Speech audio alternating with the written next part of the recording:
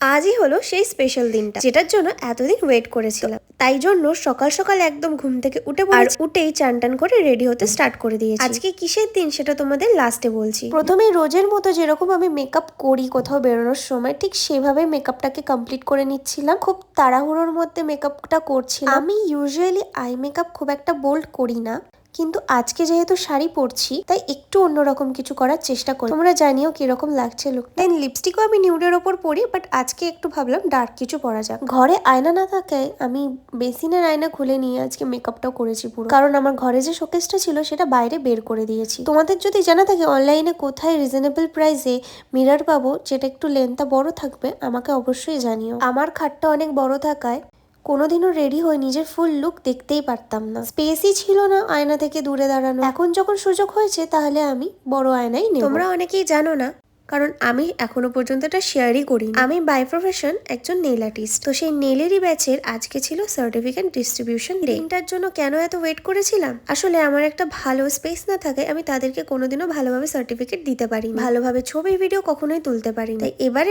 একটু স্পেশাল ভাবেই পালন করলাম। রাত্রিবেলা ডিনারটা এইভাবেই কমপ্লিট করেছিলাম। বোন খেয়েছিল বিরিয়ানি, তারপর রাত্রিরে একটা অর্ডার শেষ করে ঘুমিয়ে পড়েছিলাম। এভাবেই কাটালাম আজকে। কালকে আসছি আবার নতুন ভিডিও। ততক্ষণের জন্য বাই।